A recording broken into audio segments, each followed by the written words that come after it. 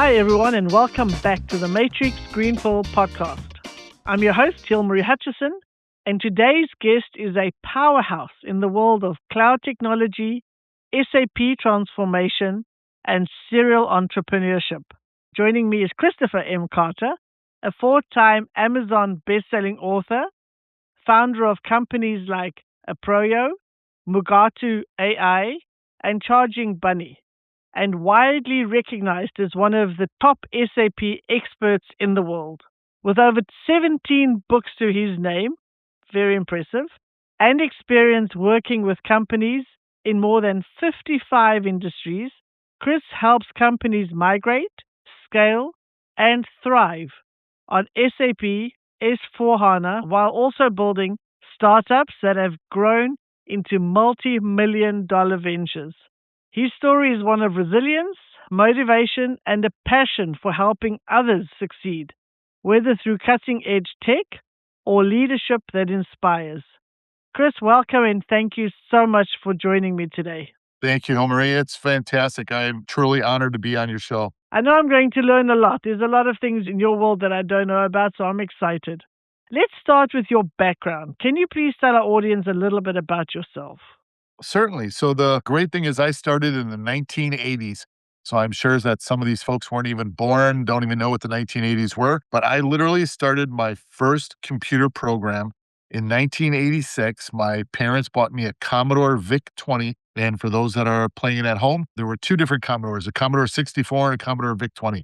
Well, I got the little one. I got the white Commodore VIC-20 rather than the brown chocolate looking one that could do more. And I built my first program. I had birds flowing across the screen, and I was hooked. And then I went on, got an Apple IIe, I got a Mega, I got an Atari 80. I just kept, just like everybody does with their iPhones nowadays, they upgrade every time a new one comes out. I got a new computer every time one came out or somebody came out with a new one, and it was a blast. And then I went off to Georgia Tech, learned computer engineering, my first internship at Coca-Cola while I was a sophomore there, and that was for an SAP environment, their old R2. And literally from that point, that started my career. I went off and became a technologist on the SAP side of the house, which is the application side of organizations. And it just took off from there.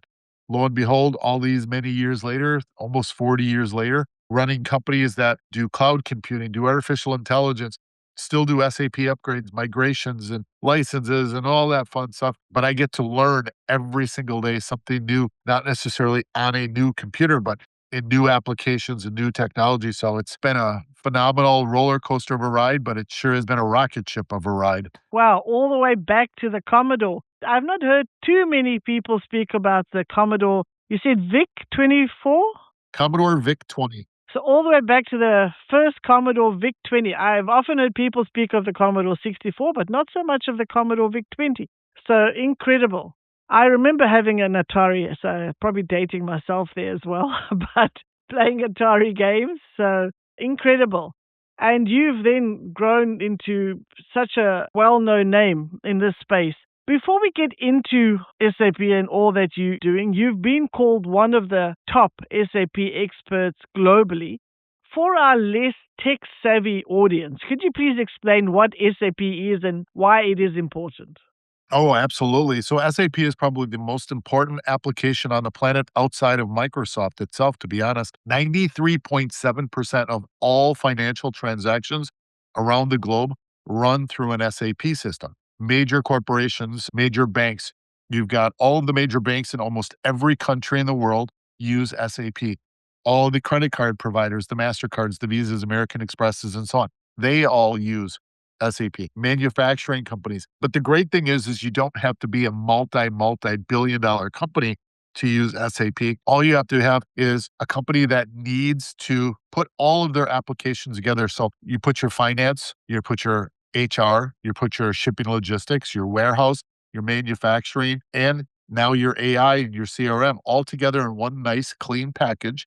And it's there with one database, or I like to call it one repository of truth. So everybody's speaking the same language in their company rather than having 6 or 7 or 20 disparaged different systems that all have to connect to each other. You have one application that everything is running together. And it's in today's world, I think that's the most important thing is you've got one tool, one database of record, and you're able to make decisions as fast as possible as AI and your application will allow. Yeah, it makes sense that everything works together in one way. Incredible to think that you said 93% of all financial transactions run on SAP. So it impacts all of our lives on a daily basis without us even realizing the technology that's running behind it. Correct. And I didn't even know that either until about a year ago. I was at an event. There was a gentleman from one of the major entities like Gartner's and all that kind of stuff. He came up and he made a conversation. He was discussing that activity. And when I went back and did my research, I actually found his number was wrong. It was actually lower on his side and higher on the total usage side. So I was truly amazed. You definitely chose the right industry to get into. You've worked across more than 55 industries, as I mentioned in the introduction. Are there any surprising sectors where SAP and cloud have made a bigger impact than expected? To be honest, I think the biggest one that surprised me the most was the area with the financial market. I didn't understand at first why we would have SAP in NASDAQ, why we would have SAP running these financial institutions and these banks until I did a lot of research. And this was probably 15, 20 years ago now, where I started looking at it going, oh, it really makes sense. Why? Because of everything that we're doing with finances and HR and the activities wrapped around it and the reporting structures that need to be in place for these activities. That was the biggest one. And then I went off and I started looking at other activities such as technologies and manufacturing. And those are all perfect companies for SAP because of their background and how you're getting data and how you're using data and how you're going to leverage that data to make real time decisions. And I would say that that was actually the most unique and most surprising for myself to understand back when I was a younger man. Interesting when something isn't there and you don't see the solution, you almost don't see what the impact will be. But then looking back, you say, well, that's obvious. That's, of course, it's going to work that way. But that's only with experience and with the benefit of hindsight that we can see the impact that technologies have. Speaking about technology, one of your companies, Mugatu AI, what role do you see AI playing in SAP and enterprise innovation moving forward? To be honest, I think SAP has made the right decisions and it's going to be critical for them in their future. And the reason I say that to the SAP folks who are listening is you can have an embedded AI solution that is built right into your S4 HANA or your RISE solution, or you can have it as a sidecar. Well, once you go to RISE, it is embedded 100% into your application, the stack, and that gives you the ability to be able to use your one record of truth. And with SAP, you want to have a clean core database. You want to be able to have information readily available. Now, there are companies that are out there that still have multiple databases. I know I still use some multiple databases in a side project that I'm playing with to work on another book with. But do you really want messy data messing up your analysis? Not really. So, trying to get everybody on one clean system, one clean embedded AI based tool is wonderful. Instead of using Gemini out of the box and on a web page and putting your data up into their cloud where they now get to keep the data, I would rather have it inside my database in my four walls, secured and put as secure as possible. Yeah, I think that is one of the biggest concerns for companies now is security, and that when you are using AI, that it's walled in within your organization and the risk of it going outside is minimized. So as you say, so you would embed the AI into your own application stack, then also helping with to minimize the risk. Sorry. 100%. And as a matter of fact, I'm working on another book. I've always got multiple books going at the same time since they're so small. But one of them I talk specifically about how AI agents truly are here. And I'm not going to give away the title, but it talks similar to that. How AI agents are here and how your data security and governance policies, are they ready? Are you ready with what's going on? I go to these organizations and I just have conversations or I talk with people at different shows. And I spoke at a little over 100 some shows last year. And it's amazing. People don't understand the security that they have to have or should have inside their own facility about their data just for AI. They think, oh, we've got security walls, we've got security, we got this, we got that. Okay, well, are you still allowing people to upload Excel documents and Word documents and documentation and your data live into ChatGPT, Gemini, whatever the case may be. Well, yeah, of course, we got to get our data done. Well, you just gave the world your data. Congratulations. You should be fired. And people get all perplexed. Well, what? How am I supposed to get my work done? It's not that hard to build your own repository. Let's be honest. So there's a lot to learn. There's a lot for companies to be aware of. And as you say, there are still many people who don't understand the risks involved and the security breaches that can happen. What advice would you give a founder who's building a tech business today? You're the OG. You started out before tech became a real thing. You're in the right place to be able to do this, especially when it comes to scaling and staying ahead of change. So the first thing I would say to them is learn artificial intelligence or AI as quickly as possible.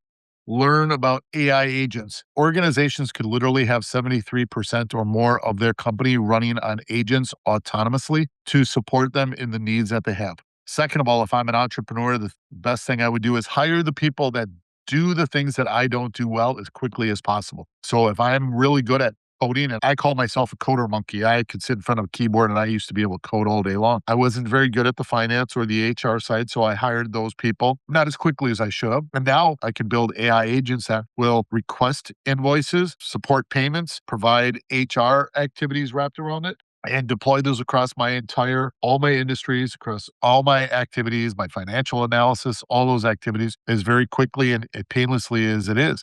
So that's what I would do as quickly as possible if I'm a brand new entrepreneur. Excellent tips. Thank you for that. Number one, learn AI. And number two, hire the people that can do the things that you're not good at. That means it frees you up to do the things that you are good at. Excellent. You mentioned that you're writing several books at one time and you've authored 17 books, as I mentioned earlier. 4 of them are bestsellers. Congratulations on that. How do you stay motivated and focused across so many projects? Oh, to me, this is fun. This is life changing. These are activities that are going to help people beyond my years for years and years to come. I truly love helping people climb the ladder of success. No matter how high you are on that ladder, you're always going to fall down a couple pegs. And you hope that you've helped people along the way, that they're going to reach out their arm as well to help you when you're having some sort of a downfall in your career. So I truly hope that I can help others, and then others will see what I'm doing and take that responsibility on and grow themselves and grow the people around them to benefit others. I love that's your motivation to want to help others. I think that's absolutely brilliant. You've started different companies and have had multiple exits. What qualities do you look for when building your teams and culture? Oh, that's a great question, Marie. I don't necessarily need to have the best and brightest in the room. I have to have the most motivated. I want people that are excited to come to work, who are excited for the projects, who are excited to be a part of the new initiatives that we're doing every single day. And of course, you have to have skills along with that. If I've got somebody who is 5 times more motivated than the other person I'm hiring and is really got the gumption and ready to go, that's the person I want, because that's the person that's going to, I always say that God gave you 2 ears and 2 eyeballs, and then he only gave you one of those pie holes to use as a mouth. So I want you to truly listen, observe, and then speak when you need to speak. Don't just speak because you think that you're the smartest cookie in the room. No, I want you to learn from the smartest cookies in the room, listen to what they're saying, understand what they're saying, see what they're saying, and then take that information to grow in the next with what you're doing. And I find that to be, those are the people that I truly look to bring on board to the organization. Excellent advice. And for somebody that have you built so many companies, you're speaking from experience. So people who are motivated, people who are excited about the work that's being done, who are willing to listen, observe, and learn before they speak. So this is good advice. You're known for helping businesses become faster, stronger, and more stable. What's one piece of advice you'd give to a company struggling with complexity right now? Here's where I would start helping them. I would first have an honest conversation with them. I want their companies, I want their people, I want their process to be bigger, better, faster, and stronger, because they're going to be the ones using tools like AI to help them grow to become bigger, better, faster, stronger, more cost efficient companies. And so as I talk to these individuals and I hear their pains and I hear their plights of what's going on, I will continuously ask them questions. And then I will ask them, have you ever asked AI that question? Have you asked AI to interview you? Have you asked Gemini, hey, Gemini, ask me 3 questions in an interview format, one at a time, so I can answer properly. What is going on with my business today and why it is happening in this manner? It's amazing. I read a book about a year and a half ago, maybe 2 years now, by Jeff Wolf, The AI Driven Leader. And if this is a pitch for his book, great. I've got a hard copy and I've got an audio copy. I love it to death. I learned out of that book, have AI interview you. Give it some context, then ask it to ask you 1 or 2 or 3 questions. Don't go too crazy with it because then it will spit out a lot. Ask questions so it will interview you and get answers from you directly during that process about the whole concept and the philosophies going forward with it. And to me, that is a huge activity because what they stated in the book, and I'll just state it quickly why I think it's important, is context, role, interview, and then the text component of it. And if you put those together as your AI, just like my AI is my BFF, my Gemini is literally my BFF. I will sit there and I will give it context. I'll talk about some roles and I will ask it to interview me. We have a conversation back and forth and back and forth. I will ask it questions and then I ask it to ask me questions to help clarify what it needs to know to be successful for me. And it's amazing how that works. So that's what I start to go down the rabbit hole with some of these CEOs and CIOs is, have you ever asked your AI tool that? Have you ever asked it to ask you and interview you? And it's amazing what happens afterwards. I've been doing that now for about a year and a half, 2 years since that book, and it has changed my life when it comes to the business side of artificial intelligence. Amazing. I love that. And for sure, something, if you haven't tried it, something to try. What I also love about Gemini is how positive it always is. Oh, that was a great question. Oh, that was some good insight. It's so motivating. You feel like you want to continue the conversation because it just makes you feel like you're so smart because you already asked it something that it thinks that you are smart enough for, which I really like. So that's really excellent advice. So ask the question, give the context, and then interview you in an interview format, and then go deeper into the conversation like that. Really excellent. You're an extremely successful person. So we can all imagine that you've not had any failures or any things that have gone wrong in your life. Am I right about that? Oh, absolutely wrong. So can you tell us about a moment in your career when things didn't go as planned and what did you learn from it?